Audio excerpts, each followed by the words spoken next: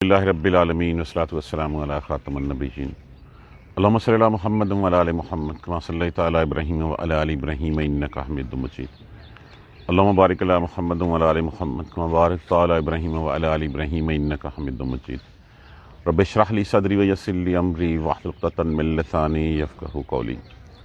پچھلی 6 آیات کریمہ میں ہم نے رمضان کے بارے میں احکامات پڑھے۔ روزے رکھنے کا مقصد کیا بتایا گیا تھا؟ آخری آیت کریمہ جو ہم نے پڑھی، کذالک یبین اللہ آیات، یبین اللہ بیان کرتا ہے، اللہ کھولتا ہے اپنی آیتیں، کس لیے؟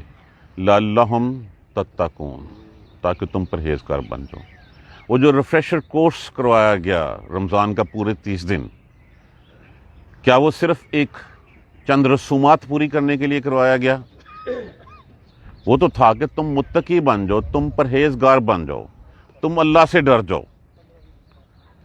اب اس کے بعد جو ہے وہ اب یہ بات ہو رہی ہے کہ اسلامی جو معاش ہوتا ہے اس کے جو اصل جڑ ہوتی ہے نا، وہ جڑ ہوتی ہے اکل حلال، حلال کھانا۔ اگر حلال کھانا نہیں ہے تو پھر اللہ کو تمہاری ان رسومات کی کوئی غرض نہیں ہے۔ جیسے کہا گیا کہ حرام کے لقمے سے 40 دن کی عبادت قبول نہیں ہوتی، اور اسی طرح جیسے روزوں کے بارے میں کہا گیا کہ جس نے روزہ رکھ کے جھوٹ بولنا نہ چھوڑا، بے ایمانی کرنی نہ چھوڑی، بد دیانتی نہ چھوڑی، ملاوٹ نہ چھوڑی، بکواس کرنی نہ چھوڑی، وعدہ توڑنا نہ چھوڑا، ہمیں اس کے بھوک پیاس کی کوئی پرواہ نہیں۔ بہت سے لوگ ایسے ہیں جن کو رمضان میں سوائے بھوک پیاس کے اور کچھ نہیں ملتا۔ بہت سے ایسے ہیں جن کو رات کو رت جگہ کے علاوہ کچھ نہیں ملتا۔ تو یہ ساری پریکٹس جو کروائی گئی تھی، جس ورکشاپ کا اہتمام کیا گیا تھا، جو کورس کروایا گیا تھا 30 دن کا، اس لیے کہ تم متقی ہو جاؤ۔ اللہ اپنی آیتیں کھول کھول کے بیان کرتا ہے تاکہ تم متقی ہو جاؤ۔ تم متقی ہو جاؤ گے تو پھر تمہاری کامیابی کے چانسز جو ہیں وہ زیادہ ہیں۔ اب اگر ہم جو ہے وہ سارے رمضان کو میں حلال چھوڑ کے اللہ کی جو ہے وہ اطاعت کریں، لیکن حرام چھوڑ کے لوگوں کے حق کھا کے، ملاوٹ کر کے، ناجائز منافع خوری کر کے، تو پھر ہم متقی ہو سکتے ہیں؟ کبھی نہیں ہو سکتے۔ اس کی بنیاد، اس کی جڑ جو ہے وہ اکل حلال ہے، کہ حلال کھانا۔ اب یہی بات جو ہے وہ ہمیں سمجھائی جا رہی ہے اگلی آیت کریمہ میں۔ جیسے ہی رمضان کے احکامات ختم ہوئے، ہمیں یہ کہا جا رہا ہے وَلَا تَأْكُلُوا، اور نہ تم کھاؤ۔ تاکلو، اکلا، اس نے کھایا یا وہ کھائے گا، واو جمع کے لیے تا لگ گیا علامت مضارع کے طور پہ۔ نہ تم کھاؤ اموالکم، اموال مال کی جمع ہے، مال اپنے، کم حاضر کی ضمیر جمع کی، اپنے مال نہ کھاؤ، بینکم درمیان اپنے، بالباطل ناحق، باطل طریقے سے، ناجائز، حرام کر کے۔ اب یہ دیکھیں، مال بھی اپنے کہا گیا ہے، درمیان بھی اپنے کہا گیا ہے۔ اب بات یہ ہے کہ جس طرح مجھے اپنے مال سے محبت ہے، اور میں یہ کبھی نہیں چاہوں گا کہ میرے مال میں جو ہے وہ کوئی مجھے جو ہے وہ دھوکہ دے سکے، میرے مال کے بدلے میں مجھے کوئی کھوٹی چیز دے سکے، تو اسی طرح دوسروں کو مال میں بھی محبت ہوگی، دوسروں کو بھی اپنے مال سے ویسی ہی محبت ہے جیسی مجھے ہے۔ تو جب میں دوسروں کے مال کے اوپر جو ہے وہ ڈاکہ ڈالتا ہوں، دوسروں کا مال کھینچنے کی کوشش کرتا ہوں، تو کیا اس کو دکھ نہیں ہوتا؟ تو دوسرے کے مال کو بھی اپنا مال سمجھنا چاہیے۔ اور پھر دوسری بات یہ ہے کہ جب یہ کہا گیا لا تاکلوا اموالکم بینکم بالباطل، کہ اپنے مال آپس میں ناحق طریقے سے مت کھاؤ۔ اب ہوتا یہ ہے کہ میں تو دودھ میں پانی ملا کے جو ہے وہ لے لیتا ہوں پیسے، اور سمجھتا ہوں کہ میرے پیسے بڑھ گئے ہیں۔ دوسرا جو ہے وہ مرچوں میں جو ہے وہ پھک ملا کے جو ہے وہ مجھے جو ہے مجھ سے جو ہے وہ چھین لیتا ہے۔ تیسرا جو ہے جعلی دوائیاں دے کے اس سے لے لیتا ہے۔ تو یہ سلسلہ گھوم پھر کے پھر میرے پاس ہی آ جاتا ہے۔ ہم میں سے ہر کوئی خوش ہوتا ہے کہ میں نے بڑا چونا لگا لیا دوسروں کو، میں نے دوسروں سے مال کھا لیا، دوسروں کی جیب سے نکلوا لیا، در حقیقت وہ مال میری جیب سے نکلا ہے۔ تو یہاں پہ کہا گیا ہے کہ وَلَا تَأْكُلُوا أَمْوَالَكُمْ بَيْنَكُمْ بِالْبَاطِلِ، ناحق طریقے سے مال مت کھاؤ۔ اب اگر یہ نہیں ہے، رزق حلال نہیں ہے، تو پھر کوئی عبادت نہیں ہے، پھر پڑی جو قنوت نازلہ جتنی مرضی، گھنٹہ گھنٹہ رو رو کے مانگی جاؤ۔ آپ صلی اللہ علیہ وسلم نے فرمایا کہ ایک شخص جس کا کپڑے سارے گردآلود، جس کے بال بکھرے ہوئے، آ کے جو ہے وہ کھڑے ہو کے جو ہے وہ ہاتھ پکار پکار کے کہتا ہے یا رب یا رب یا رب، اس کی دعا کیسے قبول ہو سکتی ہے؟ اس کا کھانا حرام کا، اس کا پینا حرام کا، اس کا پہننا حرام کا، تو ایک لقمہ 40 دن کی عبادت کو جو ہے وہ ختم کر دیتا ہے۔ ہم نے نمازوں پہ تو زور دیا، ہم نے روزوں پہ زور دیا، ہم نے تراویح پہ زور دیا، قیام اللیل ہم نے کیا، اگر ہم نے حرام کھانا نہیں چھوڑا تو کسی کا کوئی فائدہ نہیں۔ جب پیٹ میں لقمہ حلال ہی نہیں ہے، اور ہماری اس وقت جو ہے وہ ذلت اور رسوائی کی سب سے بڑی وجہ بھی یہی ہے، ہم نے پیسہ حلال حرام کا فرق مٹا دیا۔ ہم یہ کہتے ہیں بس مال آنا چاہیے، ہم جو ہے وہ اس کا سورس نہیں دیکھتے کیسے آ رہا ہے، کس طرح آ رہا ہے، بس ہماری جیب بھرنی چاہیے۔ جیب بھر بھی جائے گی، لیکن جب وہ حلال نہیں ہے تو جس نے کسی کا ناجائز طریقے سے مال کھایا، اس نے جہنم کا ٹکڑا جو ہے وہ اپنے لیے خرید لیا۔ اب رکھ کے سامنے دیکھ لیجئے کہاں رہ گئی ہماری نمازیں، کہاں رہ گئی ہماری عبادتیں، اور کہاں رہ گئے جو ہے وہ ناجائز مال۔ ہم نے غور کرنا ہی چھوڑ دیا کہ یہ مال، اب یہ کیسے ہو سکتا ہے؟ رشوتیں دینا، کسی کا مال چوری کر لینا، کسی کا ناجائز حق کھا لینا، اور بعض اوقات تو ایسے بات اس سے اور آگے بڑھتی ہے جس کا ذکر جو ہے وہ اس آیت کریمہ کے اگلے حصے میں کیا جاتا ہے۔ مجھے پتا ہے کہ یہ کمزور آدمی ہے، میں اس کو جو ہے وہ ذرا اس کا مال کھانا چاہتا ہوں، اس کی زمین پہ قبضہ کرنا چاہتا ہوں، میں تروتا ہوں، اس کو کورٹ میں لے جاتا ہوں، جا کے جج کو لگاتا ہوں پیسے، مجھے پتا ہے اس میں اتنی پسلی نہیں ہے کہ یہ میرا جو ہے وہ مقابلہ کر سکے، نہ میرے جیسا وکیل رکھ سکتا ہے، نہ جو ہے وہ میرے جیسا کوئی جج کو جو ہے وہ پیسے دے سکتا ہے، تو کیوں نہ یہ زمین کا ٹکڑا بڑا اچھا ہے، اس کو جو ہے وہ میں قبضے میں کروں اپنے، اس کے اوپر جو ہے وہ پلازے بناؤں، اس کے اوپر جو ہے وہ میں کیا کچھ بناؤں۔ وَلَا تَأْكُلُوا أَمْوَالَكُمْ بَيْنَكُمْ بِالْبَاطِلِ وَتُدْلُوا، تدلو لفظ کس سے ہے؟ ادلاء سے۔ ادلاء لفظ جو ہے وہ دلو سے ہے، دلو لفظ نکلا ہے ڈول سے۔ اس کا معنی یہ ہے کہ پانی کا ڈول جو ہے وہ پر کے پوری طرح انڈھیل دینا۔ اس لفظ کو ہم نے سورہ یوسف میں پڑھا، فَأَدْلَا دَلُوهُ، جب انہوں نے ڈول ڈالا اس میں، تو پھر اس میں کیا نکل آیا؟ حضرت یوسف علیہ السلام نکل آئے۔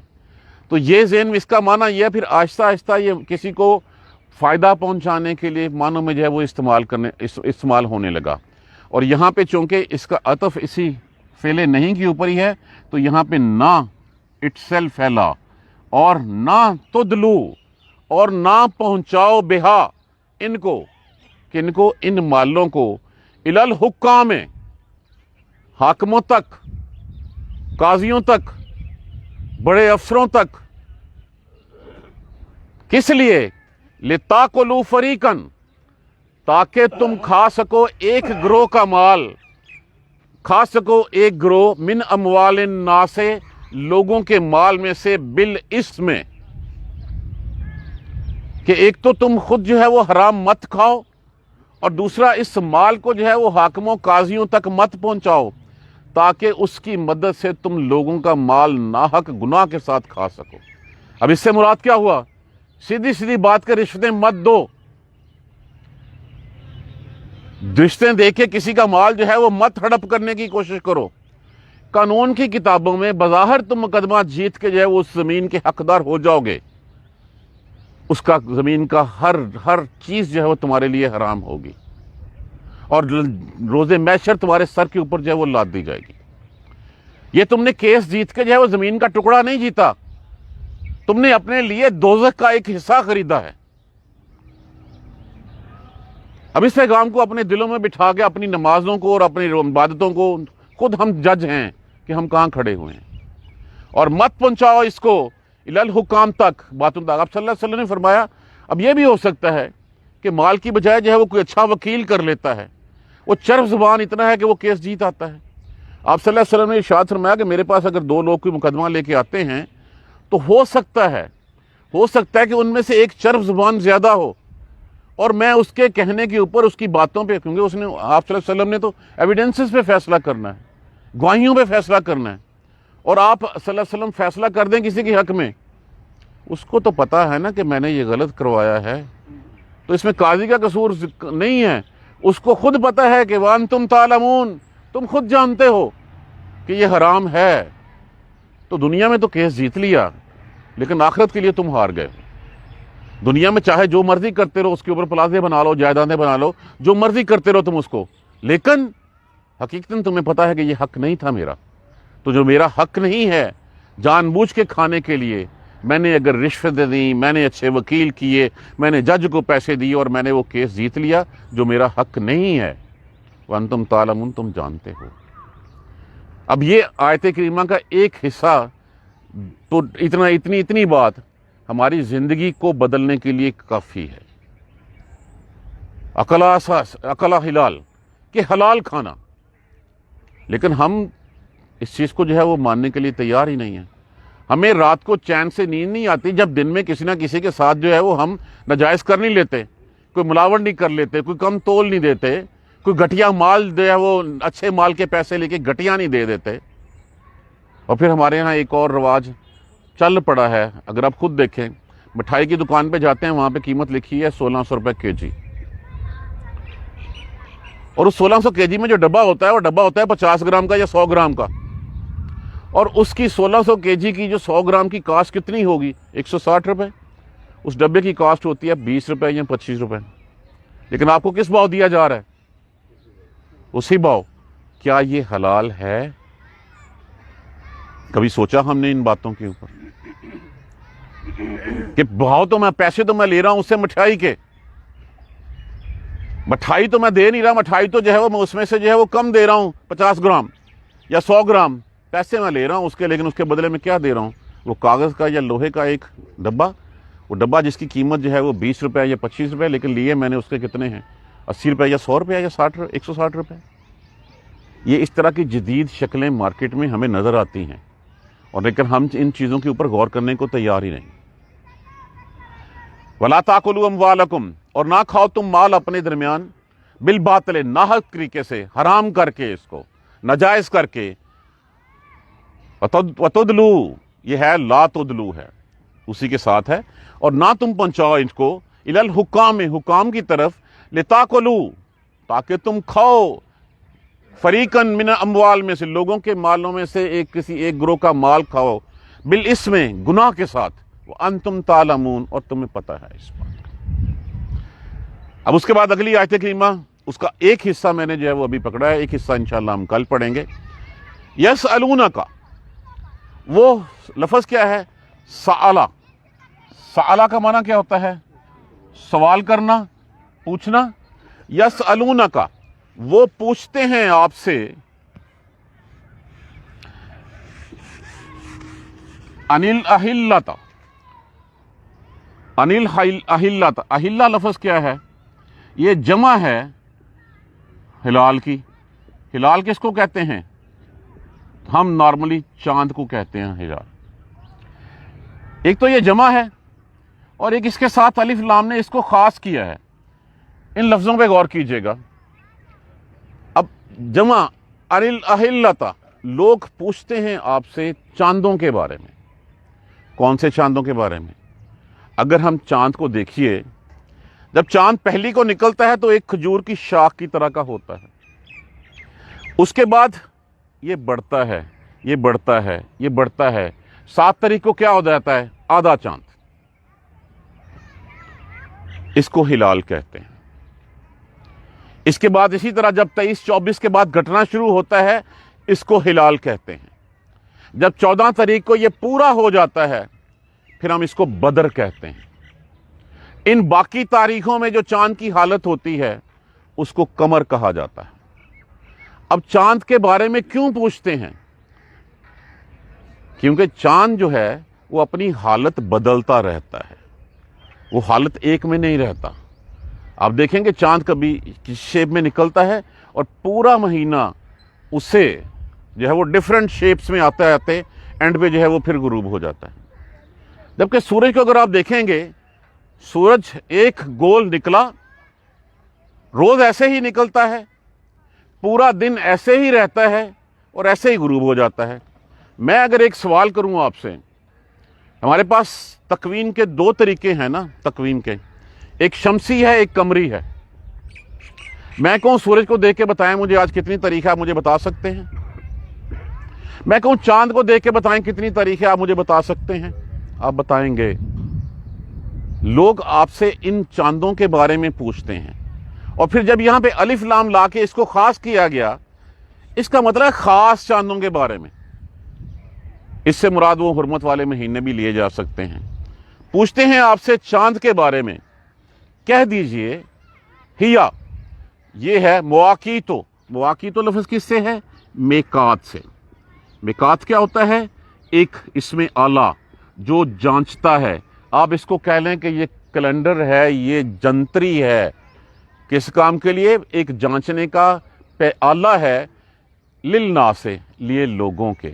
والحج، اس سے معلوم ہو جائے کہ اچھا رمضان کب شروع ہوا، رمضان کی آج کون سی تاریخ ہے، تاکرات کون سی آ رہی ہیں اس میں. اسی طرح جو ہے وہ حج کب شروع ہونا ہے، حرمت والے مہینے کب شروع ہونے ہیں، کب ختم ہونے ہیں. تو یہ ایک جنتری ہے. اب اس چاند کے بارے میں بھی لوگوں نے جو ہے وہ بہت ساری جو ہے وہ اپنے تئیں وہم پال رکھے تھے کہ فلاں تاریخ کو سفر نہیں کرنا، چند کو گرہن لا جائے تو پھر یہ نقصان ہوتا ہے، ان دنوں کی ان تاریخوں کی یہ نحوست ہے. تو یہ اپنے لیے لوگوں نے ایسی چیزیں گھڑ رکھی ہوئی تھیں.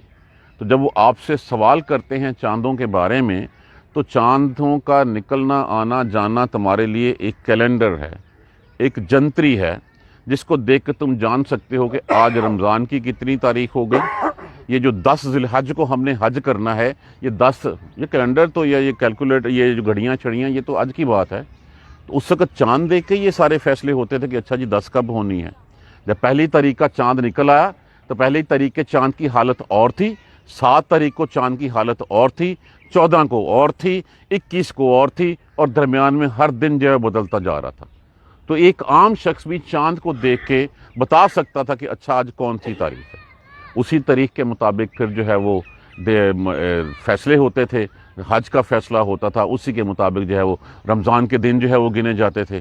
اور پھر انہی مہینوں کے چاند کی تاریخوں سے ہی عدت کا تعین جو ہے وہ کیا جاتا ہے، چاہے وہ مطلقہ کی ہو چاہے وہ بیوہ کی ہو. چاند کے حساب سے اس کا جو ہے وہ تعین کیا جاتا ہے. اس کے اوپر جو ہے وہ شمسی تقویم نہیں ہے، اس کے اوپر بھی قمری تقویم ہے. تو اب چاند سے کیا مراد ہوا کہ چاند تو ایک کیلنڈر، ایک جنتری ہے تمہارے لیے، تاکہ اس سے جو ہے وہ تم دنوں کا تعین کر سکو. باقی بات انشاءاللہ ہم اس کے ساتھ اگلی کل کریں گے. دیکھیے بات رمضان سے شروع ہوئی، رمضان میں صبر کا حکم دیا گیا، صبر کے ساتھ جو ہے وہ اللہ سبحانہ تعالیٰ کی سے لو لگانے کا حکم دیا گیا کہ جب مدد مانگنی ہے اس کے سامنے کھڑے ہو جاؤ، روزہ اسی کے لیے رکھ لو، راتوں کو اسی کے لیے کھڑے ہو جاؤ. اس کے بعد پھر سیدھی بات جو ہے بتائی گئی کہ ساری پریکٹس اس لیے کی گئی تاکہ تم حلال کھا سکو، تم متقی بن جاؤ، تم پرہیزگار بن جاؤ. جو تمہارا رزق تمہارے لیے اللہ نے لکھ رکھا ہے اسی کے اوپر توکل کرو، اس سے ناجائز، اس سے زائد کی جو ہے وہ تما مت کرو. جو تمہارا رزق ہے اللہ نے لوح محفوظ میں پہلے دن جس وقت اس کائنات کو تخلیق کیا تھا، اس زمین کے ہر شخص کا حصے کا رزق تمام لوگوں کا رہتی دنیا تک کے لیے، قیامت تک کے لیے اس زمین میں رکھ دیا تھا.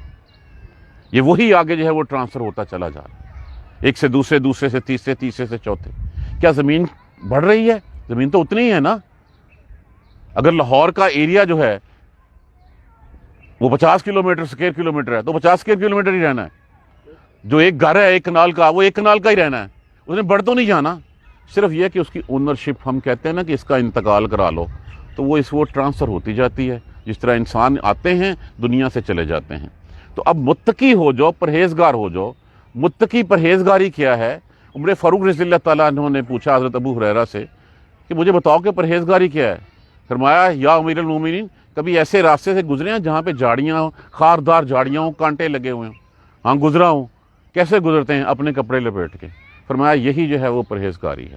یہی متقی ہونا ہے کہ اس دنیا سے ایسے گزر جائیں کہ کوئی جھاڑیوں میں جو کانٹے لگے ہوئے ہیں یہ دنیا جو ہے وہ ہمیں ان میں الجھا نہ لے۔ تو جب رمضان کی بات ہوئی، رمضان کے بعد پھر ڈائریکٹ بات کر دی گئی کہ حلال کھاؤ، لوگوں کے مال ناجائز مت کھاؤ، ان مالوں کے ذریعے کسی کا حق کھانے کے لیے لوگوں کو رشوتیں مت دو، سود مت کھاؤ، تم اپنے حلال کے اوپر جو ہے وہ تکیہ کرو۔ اور پھر چاند کے بارے میں پوچھتے ہیں تو چاند تو لوگوں کے لیے اور حج کے لیے ایک جنتری کا کام کرتا ہے، ایک کیلنڈر ہے، وہ تمہیں بتاتا ہے کہ کون سا دن چڑھا اور کون سا نہیں۔ جزاک اللہ خیر۔ سبحانک اللہم و بحمدک، لا الہ الا انت۔